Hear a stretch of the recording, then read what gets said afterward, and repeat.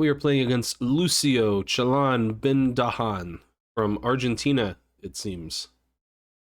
1100 bullets, 1700 bullets, 2000 rapid. You love to see it. I'm a little under the weather today, so hopefully my voice will hold out for the duration of the video. I guess we'll see. There's such a like chess is more popular than ever. Like chess.com servers can't keep up. Lee Chess is reporting, record number of active users and stuff like that. So I felt like I gotta cash in. I gotta get the videos out there. So yeah, here we are. Also, I was made aware that my microphone had like a buzzing issue. I think I've sorted that out, but we'll also see about that in the recording. But I think I fixed it. Okay, I actually haven't played a Slav in a little bit, so I'm trying to remember what I do. This is what I do. I really dislike facing the semi-slav, so I need to learn, like, how to play it. I think it's definitely a weak point in my openings, which is unfortunate because people play it against me all the time.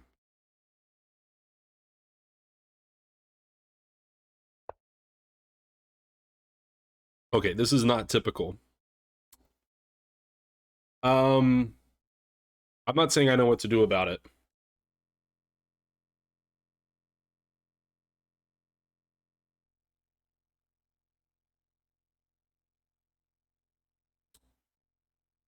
I don't know. It's a pretty weird move.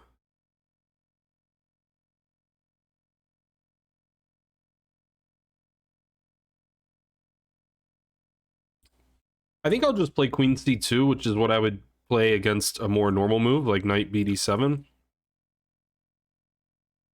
Which is part, like, waiting move, like, please capture here so I can just take in one move. But I also want to play E4 later, so I feel like getting that support there is useful. Yeah, that's not too shocking of a move. I think now probably I'm supposed to just play bishop d3 or bishop e2.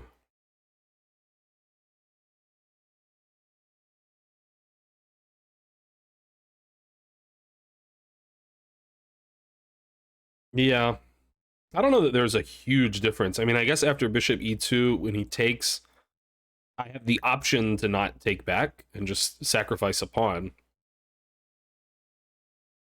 Which may be an interesting option, because if he plays b5 to protect the pawn, I could go here and put pressure on c6, and I don't know. I don't know if any of that's any good. I'll play bishop e2, and then when he takes, then I'll decide. I don't think my bishop is necessarily great on d3.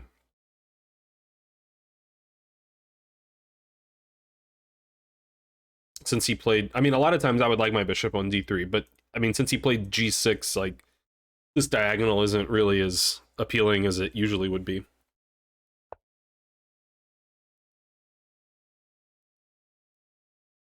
Okay, he just castled. I think I need to... I was thinking I didn't need to use my earphones, but I think I do. Because you're probably hearing the speakers make the noises, you know? Okay, I guess I just castle. Why not? Castling's good.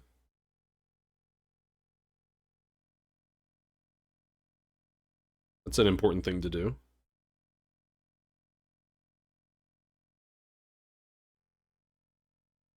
Now I'd be relatively shocked if he doesn't play... I guess he could play knight bd7. And right on cue he does. I was thinking maybe I could take here. Like, maybe now would be an opportune time to do that. Because, I mean, at some point he's going to do this typical semi-slav kind of stuff. But I could sort of punish him for, or, well, try to punish him for dawdling. Now, when I take like this, I would expect him to capture with the c-pawn. Then my e4 plan doesn't make as much sense, and then this bishop's sort of bad. So, you know, there's two sides to it.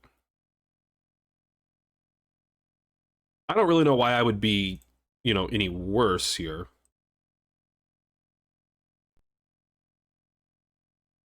But also, maybe my queen doesn't make a whole lot of sense on the c file if this rook is going to come over one day.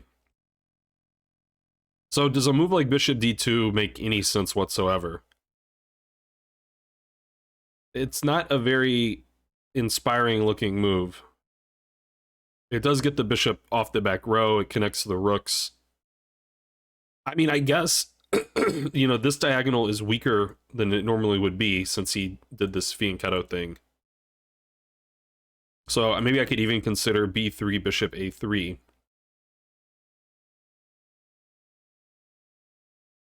Like, maybe there's some way to get the bishop in here and cement it with c5. It could probably just be traded off, but some idea.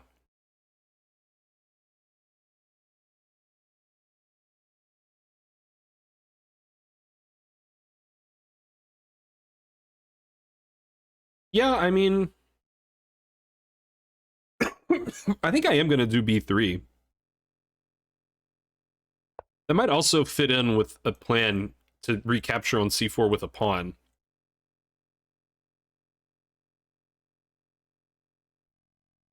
If he if he's doing this, which, I mean, usually in the semi-slav, that's what they do.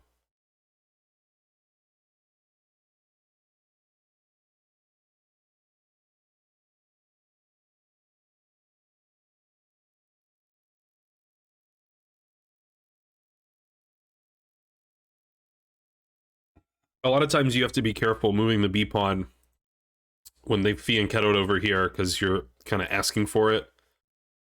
But in this case, you know, my d pawn seems so solid that, like, I guess I should have analyzed like what happens after e5, but I don't really think anything is going to be too bad there, especially since my queen is defending the knight. Like, sometimes if the queen's not defending the knight's undefended, and then you got like tactics. Okay, not that, but this was the arrow I intended to draw.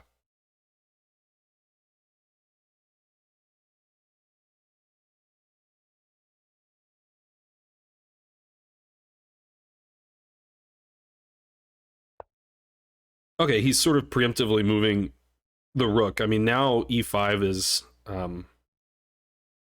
definitely a thought, I would think, for black.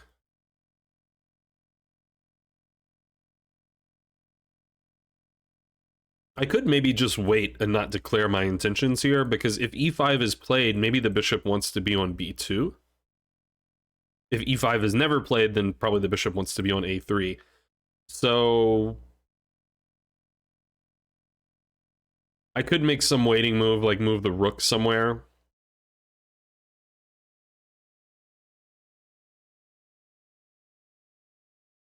Rook d1 sort of makes a lot of sense to me, I think.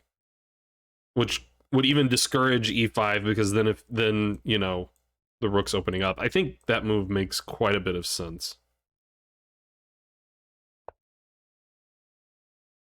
And we'll just sort of wait and see what black's going to do. I mean, black's position is not easy because he's sort of got a log jam here. I meant to highlight the queen.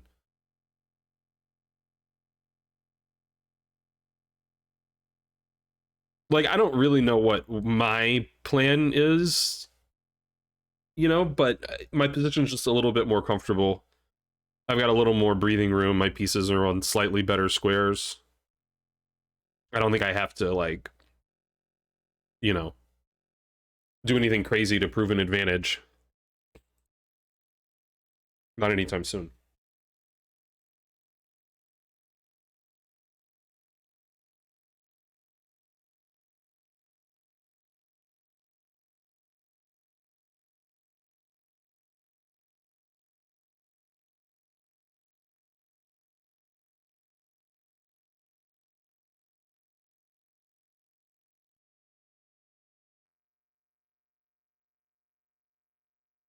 At some point, I probably will just need to put the bishop on one of these squares, just so that this rook can come somewhere good. Either doubling on the d file or putting the rook on c1 would also make a lot of sense.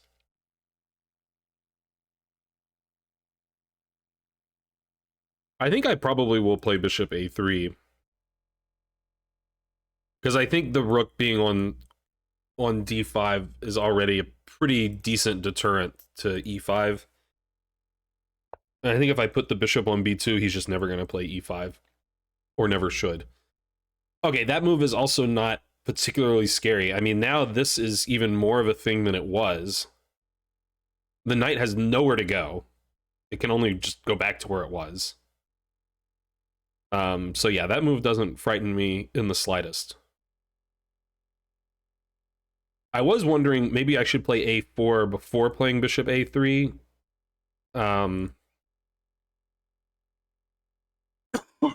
Pardon me. That's sort of a tough call, I think.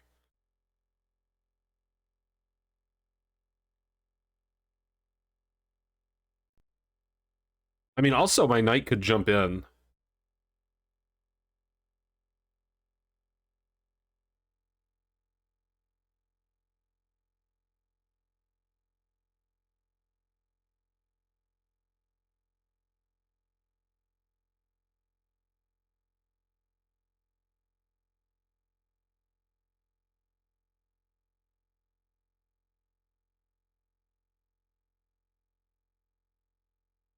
Somehow a4 just feels like a good move, but I can't really explain why.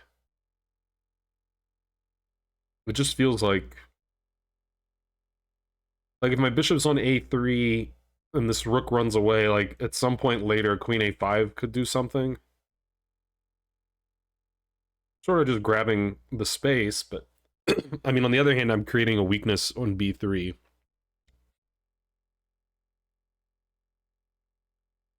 And like queen b6, maybe I have to sit and defend it constantly.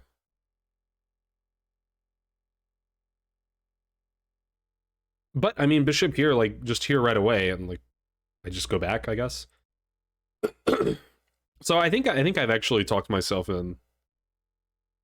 into this. Hopefully that's not a mistake. But then again, hopefully any move is not a mistake.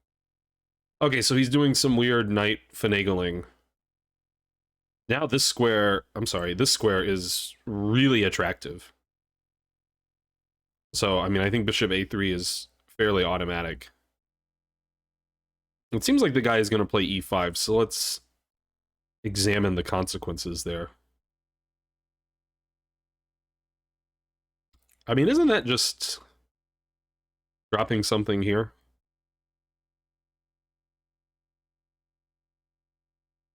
I think so.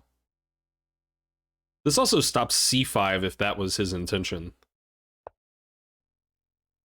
Seems like a nice square. Nice diagonal, right?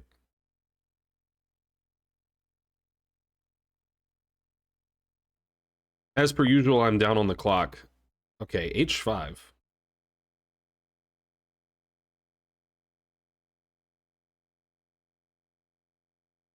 I mean, I could just get there, you know?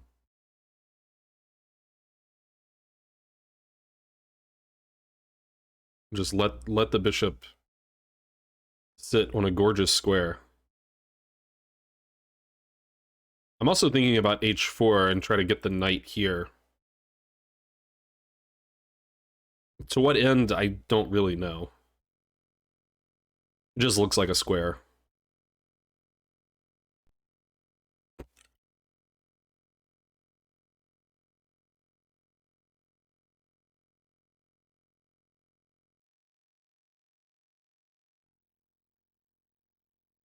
I think I'm just gonna plop the bishop here and get ready to play c5.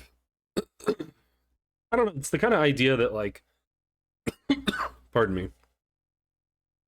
Like, sometimes I get too excited about stuff like this. Like, later, you know, maybe the guy just goes and trades it off and I end up with just a weak pawn here.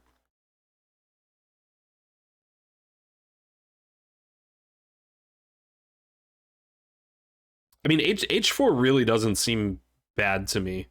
H4, maybe he plays... Ah, that looks so weird. I could just play G3 even. Maybe that's the way to go.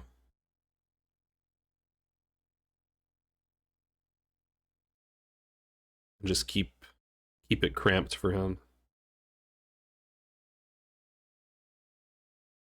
Yeah, I don't know. It seems really pleasant.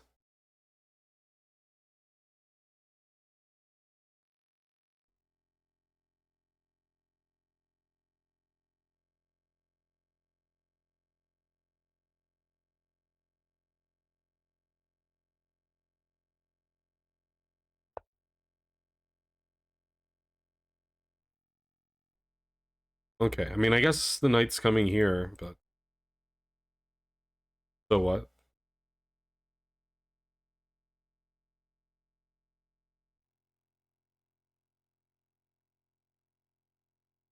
This is feeling sort of nice.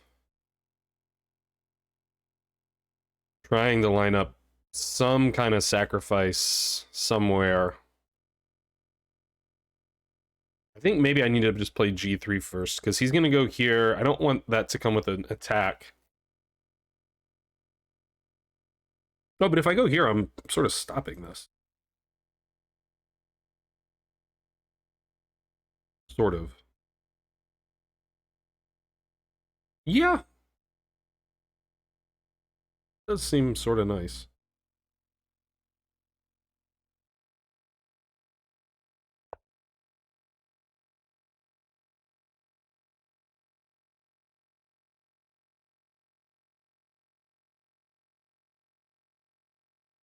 And if he does play knight G4, I'm thinking take once.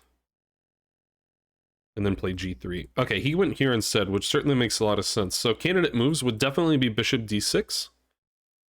I think taking here is also definitely a candidate. It looks to me like that would be 3 pieces for the knight. I'm sorry, 3 pawns, and specifically these 3, which are pretty reasonable defenders. So like knight takes, pawn takes, queen takes. We're lining up to be able to take here.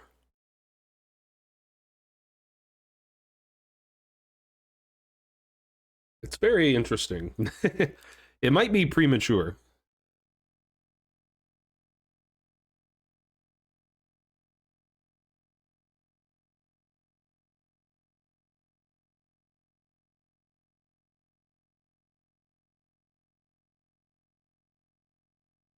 I mean, I sort of feel like I don't need to do... Like, I think it's sort of okay, but I don't really need to do it. I think maybe this is a little wiser.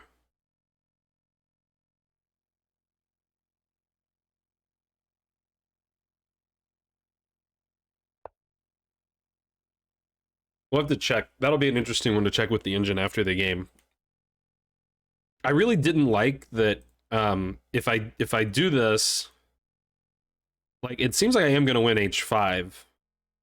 But that would let him start kind of trading. And, you know, the more we trade, the more my attack fizzles. Okay, actually taking with the pawn, which I hadn't thought about at all, should definitely be serious consideration.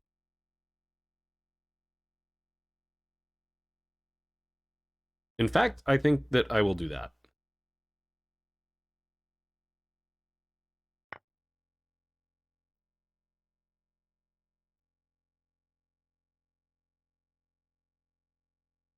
And he's going to move the knight, and I'm going to play c5.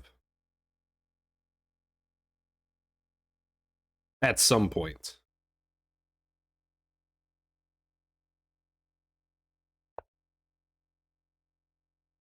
Yeah, I think here I need to defend h4 first. Oh, but this is hanging. So I might need to snip this.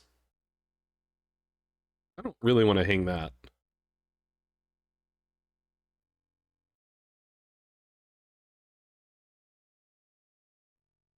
So, okay, let's snip. And then let's defend.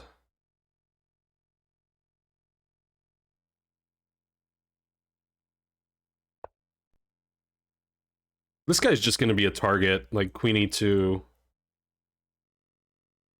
I mean, this bishop is just awful. Hopefully it will remain that way.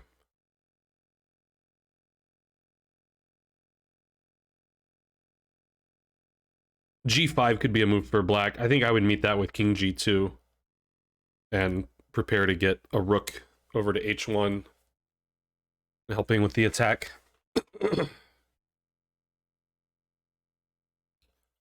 Or more likely take first and then ensure that the h file is open.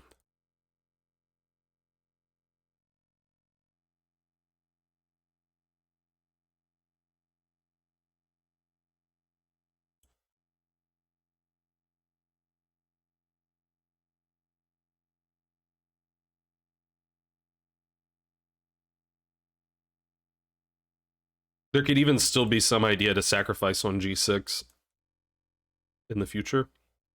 Also, just rook d4.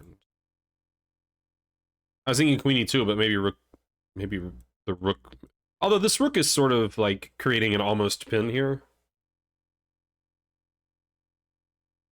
But I do like that the queen is pointing over here.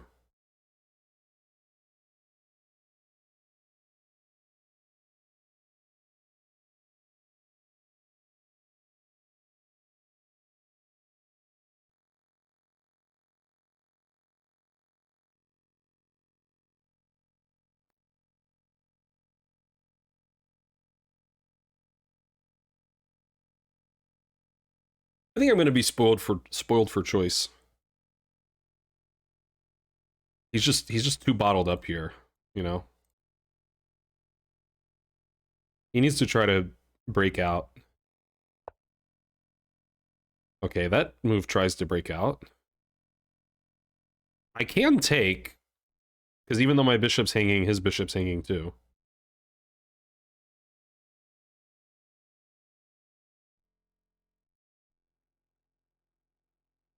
I think it might be even meaner to just let him sit and suffer. Because, like, I mean, look at this, you know? And I can play for h5.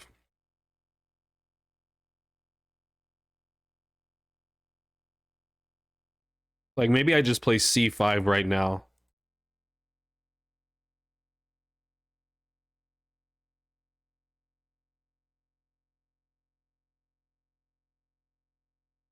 And just sort of laugh at him. Because it's tough for him to do anything. I am worried, like, one day b6 is maybe going to get this bishop halfway decent.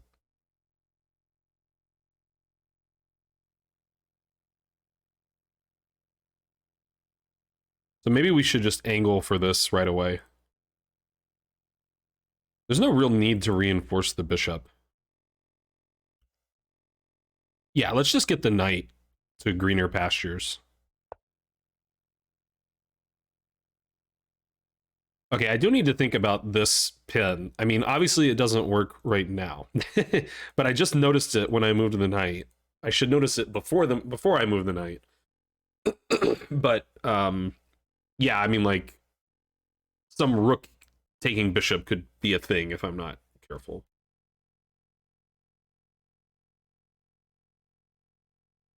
But yeah, I think overall this is really just going to sort of play itself. I think knight f4, king g2, rook h1, h5, something like this is going to be... Yeah, I don't understand that move.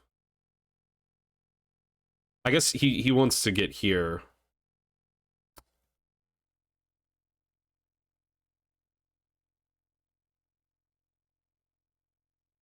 Okay, I'm still going to just establish the knight here. And then he's going to be tied down to this if that's what he chooses to do.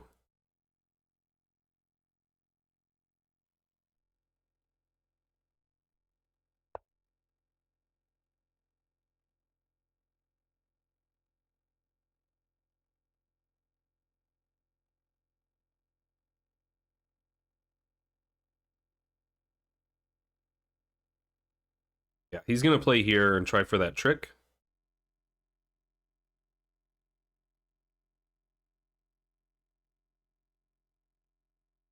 I'm just gonna play c5 because I also don't really want him to open up this diagonal. So just keeping this pawn on c5 is going to be useful. And like he might want to try bishop f8 and I'll just, you know, take back with get this incredible pawn. And yeah, the next plan is king g2, rook h1, rook h2, rook h1, h5.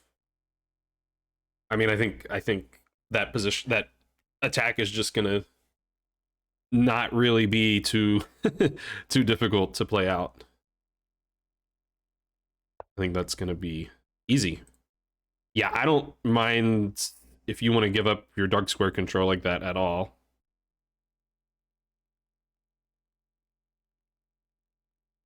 That will be just fine.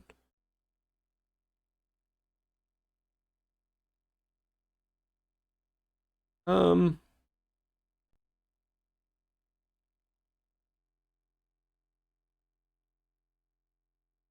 I mean, that will give him a passed pawn here if I'm recapturing this way. But I think that will be fine.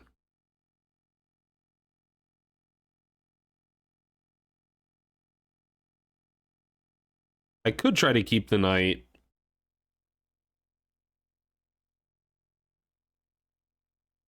I think we'll just let him if he wants to give up the dark squares.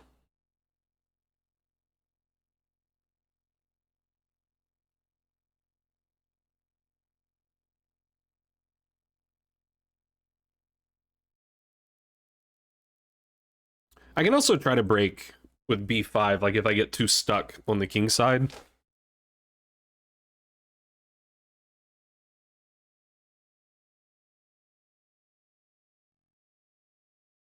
That's sort of, yeah, that should always be available to me. Like even if he plays a5, I can try to break that way. Yeah, I mean that's sort of a nothing move, isn't it?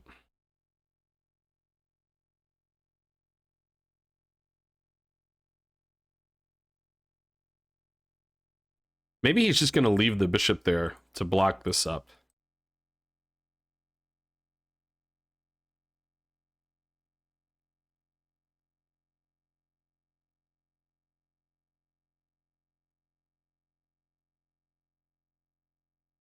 All right, let's just start bringing these guys over. I got to figure out how the queen is coming in also. I could try to sneak in this way. Now that this has been undefended.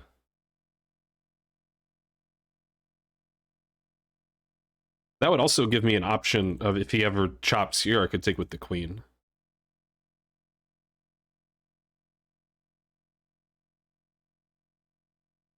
This position feels pretty much unlosable. It's just a matter of can I find the the way to break in and win.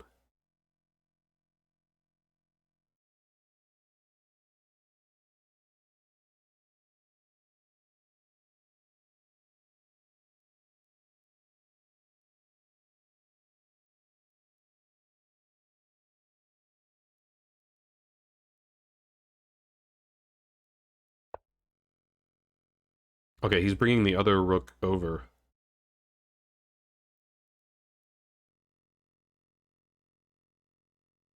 Maybe I should just play this right now.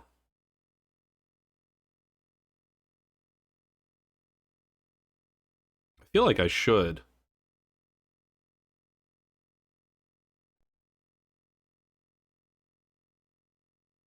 Just make absolutely certain that we're getting in there.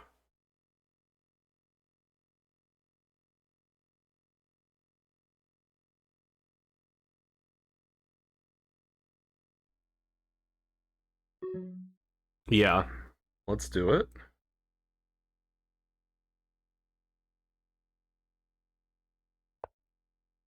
Yeah, and I didn't mind that at all, because now my knight is just going to chill here.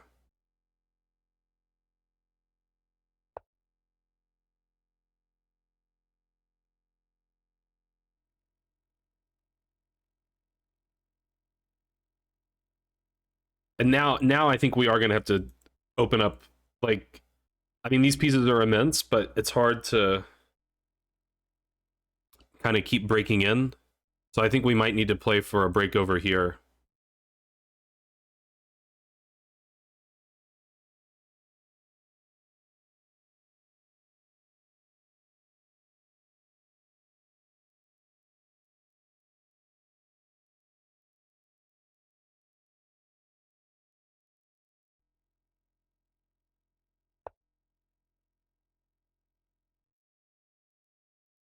Okay, well, he's allowing this. We're really close to doing some fun stuff.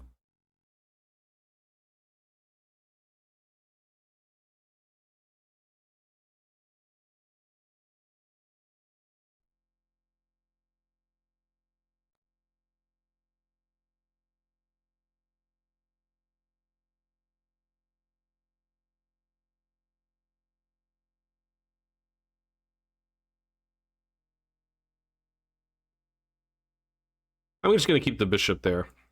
I think he wants to do this and try to eliminate the knight that way. That will open up the H file. So that's sort of fine, I think.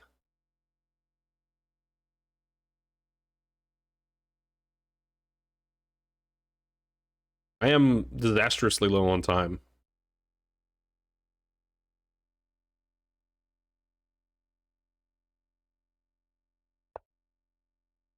Yep.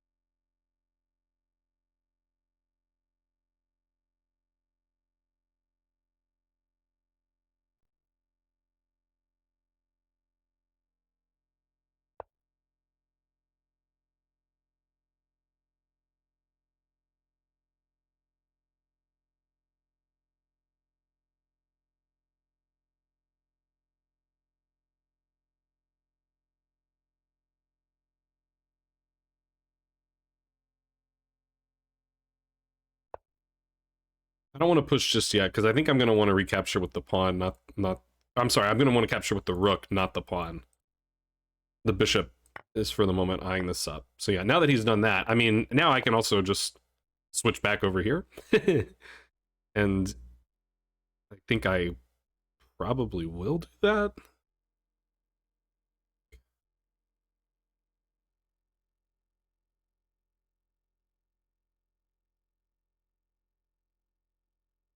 It all looks good. Let's just open this up.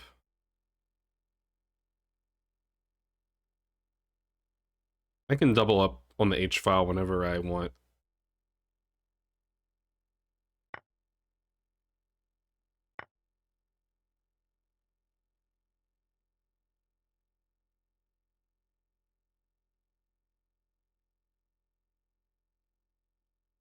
Maybe queen takes was an interesting option. I didn't actually see that that was legal.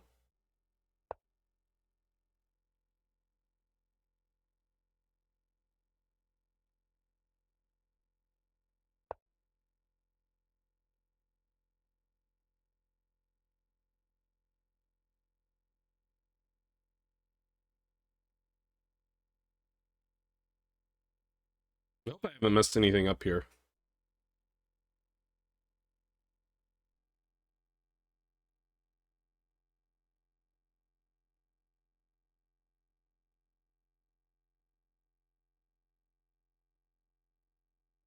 Unfortunately, this rook might need to remain here to watch over h3. On the other hand, like, so what? Like, queen h3, king g1.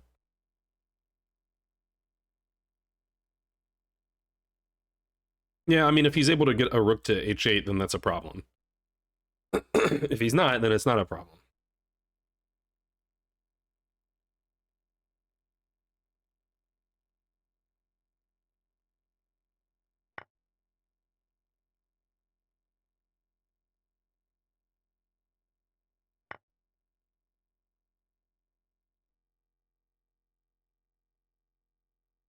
Seems like this should be problematic for him.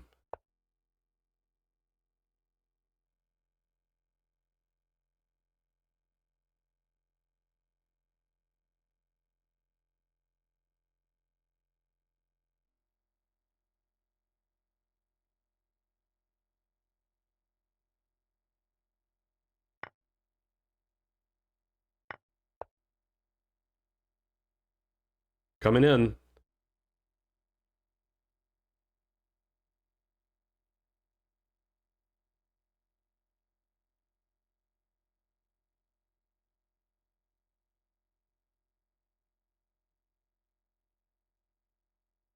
Is that even winning, or it just looks like it's winning?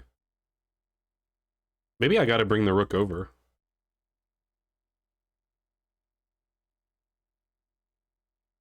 I guess this is my threat.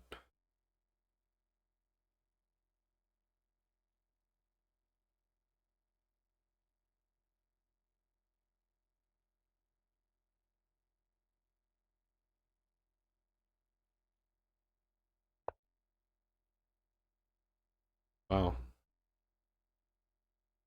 I don't think I believe you.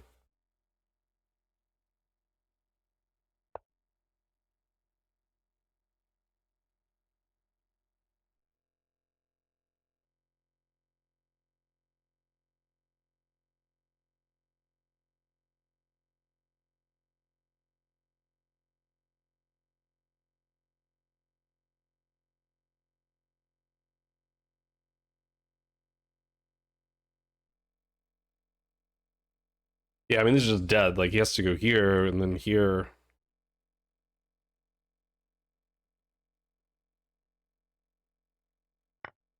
He can check me, and I just go over here.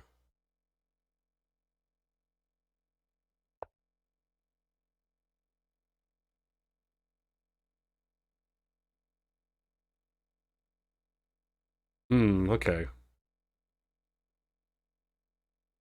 I can just go here.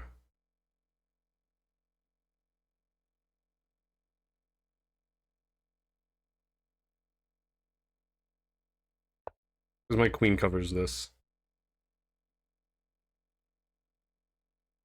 I'm still threatening this, which has gotta be mate. Like, it has to be mate. I don't see the mate yet, but how could it not be mate?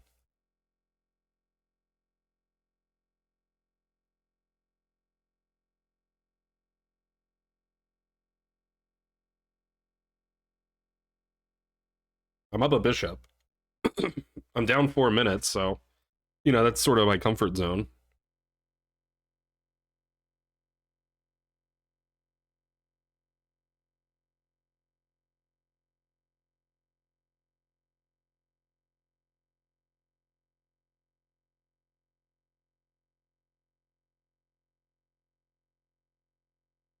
I think I see the mate here, here, here.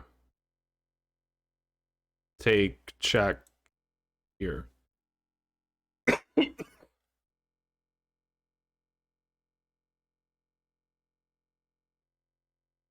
Yeah, I don't think he's surviving. Like, it's scary because if black had time, then like f3 and some kind of, even that is like, you know, he needs a few moves.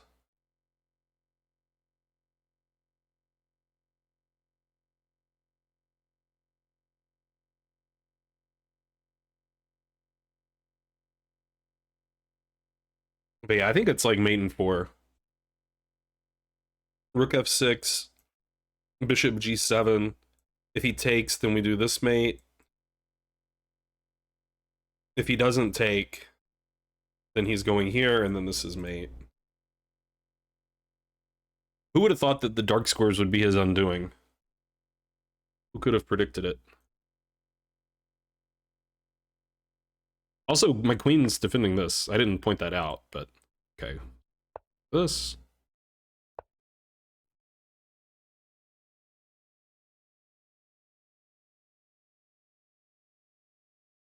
Yeah, and I think this is the only one that works. Because we need to defend h8 in case of king h7.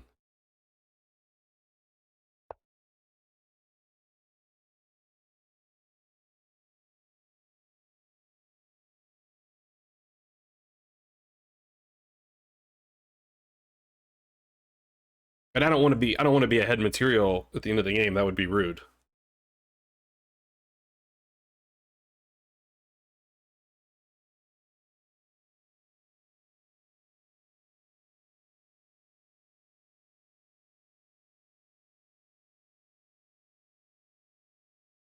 This is a really useful checkmate pattern to know, by the way, with the queen and the rook, and the king caught in the middle. There's probably some name for it. I call it the railroad mate. I don't know if that's like an official thing. That's what I call it. Because sometimes you do it like way back here, and you're like boop, boop, boop, and you go the whole way.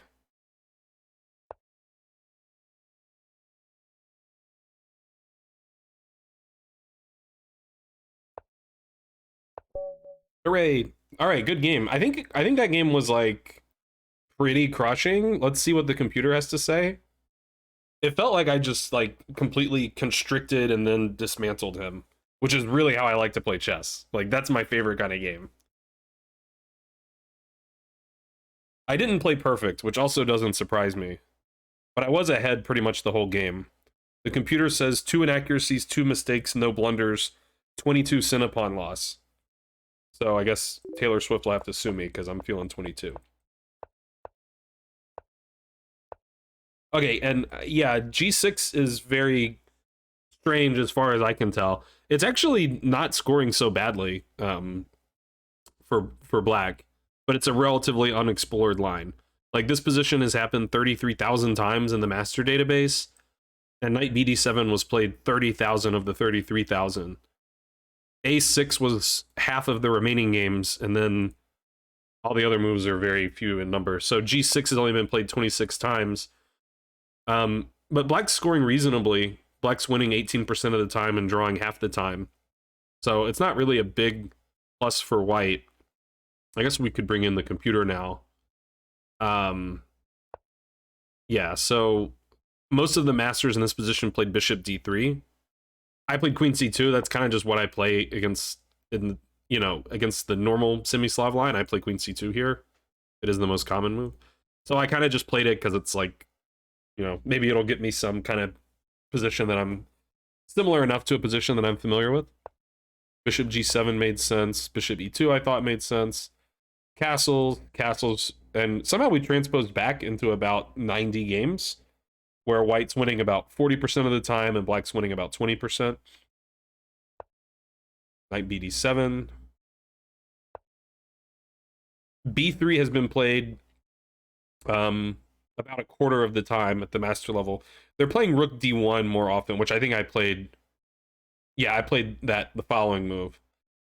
I wasn't thinking about rook d1 yet, but rook d1, like I'm really happy with the move rook d1 when I played it, because you look at a move like rook d1 and you're like, well, this pawn is like blockaded, so why is the rook here?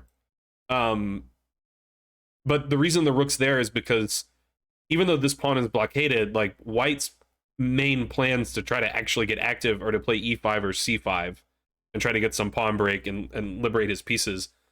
And putting the rook on d1 discourages either plan, because then not only is this pawn weak, but the rook is potentially pinning the knight to the queen in a lot of positions. So I was pretty happy with playing rook d1. The knight, yeah, I mean, I think black was really struggling to find a plan around here, because it's just like, I mean, I guess this was his plan the whole time, was to just recycle this knight to open this attack to play e5, but I think e5 is just a bad plan. Now, I mean, my advantage is sort of growing and growing here, and a4 is a good move, by the way. The computer's top 2 moves are bishop a3 and a4, which are the 2 moves I considered. And it's growing and growing, and then once we got to this point, my advantage started slipping. So here I started not understanding. And now actually the computer, after being given a little more time to think, is saying that e4 is just basically winning for white. It's giving plus 2.5 for e4. I don't really know why that wasn't a consideration for me. I guess I was just so in love with the idea of putting my bishop on this diagonal that this other plan of getting the bishop active this way sort of fell by the wayside. But, you know, when you see this pawn structure, you know, what happens is you get weak dark squares. So it sort of makes sense that the bishop could be useful over here, attacking those squares. So I didn't think of e4, and I played sort of an inferior plan here. Computer doesn't love h4, but it's, you know, still fine. The knight came back. And yeah, it really doesn't like this. It wants to play rook ac1, which I saw was legal. b4 I did not see was legal. e4 it still likes. g3, which was on my radar. I wanted to stop this. And in fact, the computer says knight g4 is the best move. I was planning to take and then play g3. And the computer still says white's better, but not as better. It says black should play g5.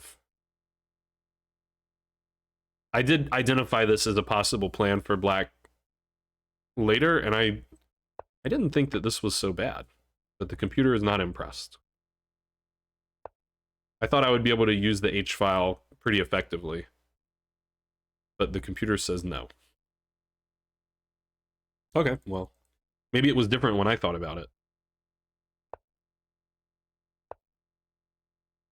Okay, so this was the moment where I was like thinking about sacking my knight.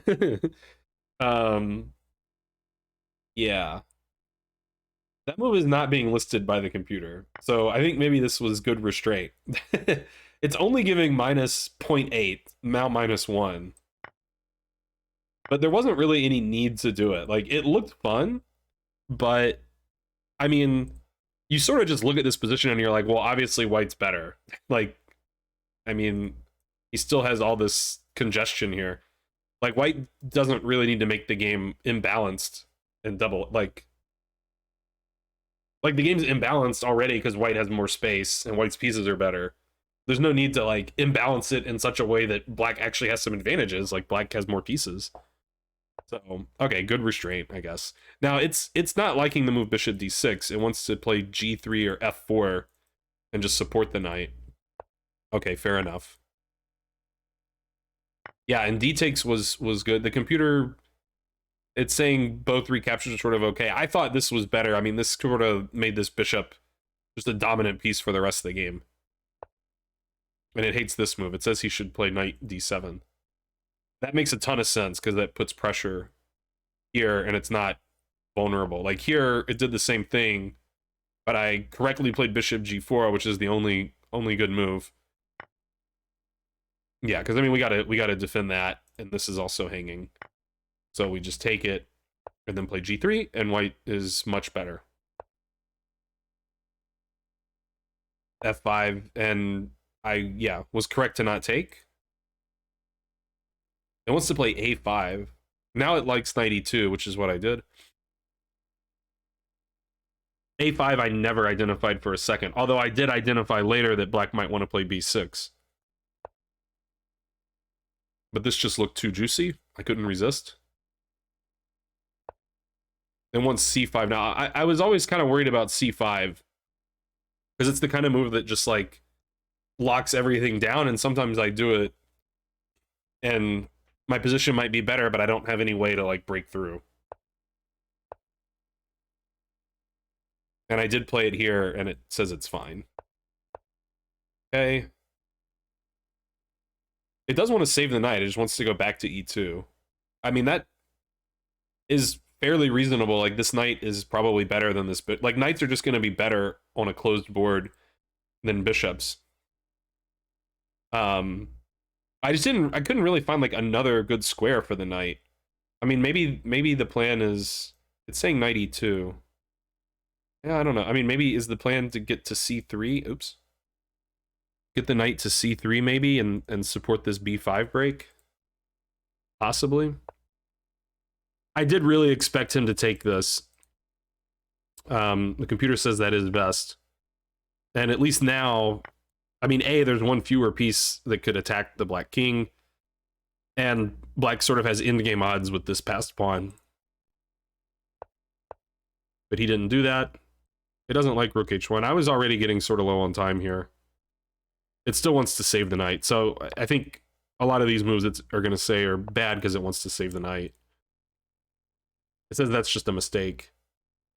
I was a little concerned that maybe he would take now, which I didn't think about until after I'd played the move. But if he takes now, like he might actually be able to hold this pawn. You know, I may not be able to get over there quick enough. It's still saying white's a little bit better, but it's wanting to play on the queen side. Now, I did see, I did anticipate that g5 was a possible reply, and I saw that knight g6, I'm just going to camp there, like, forever. Pardon me.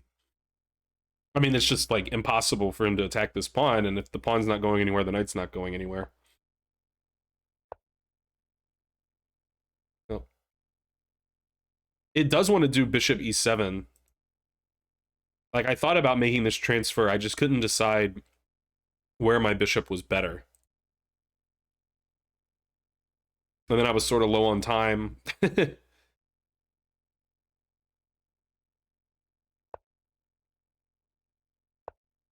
so this plan is okay as well. Now it wants to play knight e7, which I didn't see was legal.